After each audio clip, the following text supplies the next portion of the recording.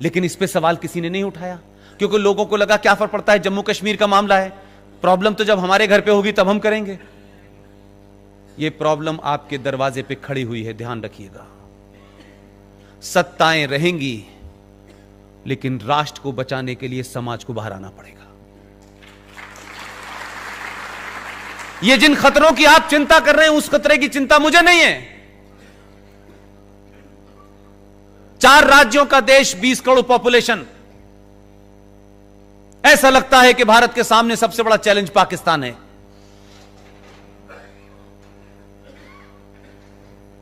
अभी कुछ दिन पहले मैंने कहा, एक देश है, उसमें 4 राज्य हैं, टोटल पॉपुलेशन 20 करोड़ है। वहां फौज भी है, वहां पुलिस भी है, वहां F-16 भी है, संविधान भी है, शरिया भी है, और सब कुछ उनकी चलती है। इतनी फौज, इतने हवाई जहाज, इस सब के बावजूद भी वो मुल्क नहीं चल पा रहा है। मैंने कहा, मूर्खों, अकेला योगी 20 करोड़ को चला रहा है, ना उस पे कोई हवाई जहाज है, ना F-16 है। टोटल पॉपुलेशन उत्तर प्रदेश की 19, साढ़े 19, 20 करोड़ है, अकेला चला रहा है, पूछ ही नहीं रहा किसी से। 20 ऐसी कोई समस्या खड़ी नहीं हो रही वहां। अब वहां पे गुहार लगाई जा रही है, 6-6 इंच लंबी, 1-1 मीटर लंबी डालियां कह रही हैं गलती हो गई, अल्लाह खुदा के वास्ते माफ कर दो, आखिरी बार हुई है गलती। उसने कहा ना,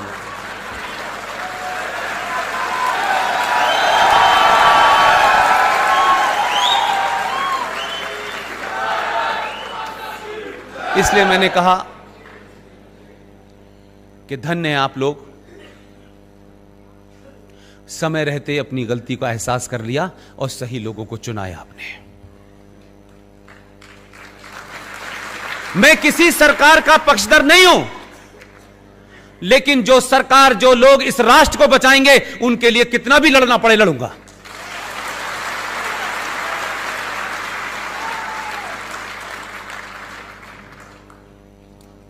स्थिति वापस ले जाना चाहता हूं। वो 70 साल से जम्मू कश्मीर की इस्लामिक हुकूमत से, जहां मुसलमानों की मेजॉरिटी थी, 90% कानून उस विधानसभा में एंटी हिंदू हुए। सरकारें आई, सरकारों को ब्लैकमेल किया गया, वहां का आतंकवाद, वहां का सेपरेटिज्म, और वहां की सरकारें एक साथ कोऑर्डिनेशन में काम करती थी। दिल्ली की सरकार को झुकाना है तो आतंकवाद को बढ़ा देना है, दिल्ली की सरकार को दुनिया में बदनाम करना है तो हुर्रियत को आगे बढ़ा देना है। तीनों का ऐसा एपरेटस मिला हुआ था कि आप हुर्रियत को पुचकारते थे। और यह भी शायद आपको खबर नहीं होगी कि हुर्रियत कॉन्फ्रेंस का नाम तो सुना है आप लोगों ने, देखा होगा, उसमें कितने बहादुर बहादुर लोग हैं। भारत सरकार 100 करोड़ रुपया पर ईयर उन पे खर्च करती थी।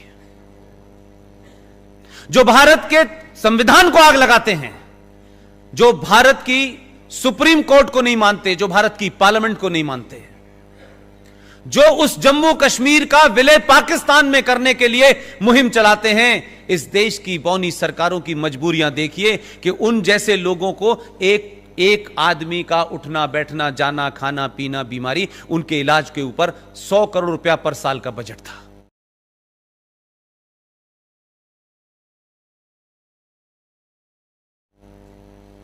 कोई पूछना ही नहीं चाहता। एक राज्य जिसका जीडीपी में 0% कंट्रीब्यूशन है, मेरे और आपके टैक्स से पलने वाले लोग इस देश में देशद्रोही पैदा कर रहे थे। हमारी पुलिस, हमारा भाई फौज का सबसे ज्यादा अगर भारत में अपने ही इंटरनल आतंकवादियों से मारा गया है, उस राज्य का नाम है जम्मू कश्मीर। हर मां ने अपने बच्चे को भेजा कि वो वहां जाएगा, बॉर्डर पे लड़ेगा, पूरा तंदुरुस्त भेजा। लेकिन जम्मू कश्मीर के अंदर जिस इस्लामिक आतंकवाद को सरकारों ने पनपाया, सत्ता पे बैठने का रास्ता देखा। वो बच्चे जो साबुत घर से गए थे वो वापस लौट के आए तो हिस्सों में नहीं थे। हरियाणा का कोई गांव ऐसा नहीं है जिस गांव का बच्चा जम्मू कश्मीर में इंटरनल जिहादी आतंकवादियों से न मारा गया हो, इस्लामिक आतंकवाद का शिकार न हुआ हो। वही राज्य कहता है कश्मीर को जमहूरियत चाहिए, इंसानियत चाहिए और कश्मीरियत चाहिए। यानी इस देश में बाकी 30 सूबों को इंसानियत नहीं चाहिए, सिर्फ इन्हें ही चाहिए। ये अल्लाह के फरिश्ते हैं। वहां 100 करोड़ से घटते घटते बजट ही समाप्त हो गया है। ये अंदरूनी तकलीफें हैं। लोग सड़क पे पत्थर इसलिए नहीं मान रहे कि हज करते वक्त पता चला कि शैतान को पत्थर मारा जाता है। हज की एक परंपरा है कि हज जब आप जाएंगे तो जब तक वो अराफात की पहाड़ी पे एक बड़ा सा पत्थर है उस पे उठा के कंकड़ नहीं मारेंगे, उसे शैतान माना जाता है। इसलिए पत्थर मारने की परंपरा यह है कि जिस पे ऊपर पत्थर मार रहे हैं ये इस्लामिक लोग, इसका मतलब है वो शैतान है। ये नई परंपरा नहीं है, ये वहां से आई है।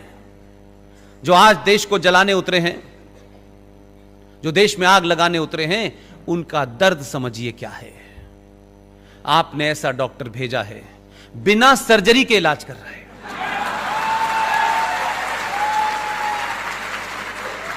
लोग, एक बहुत बड़े कवि हैं,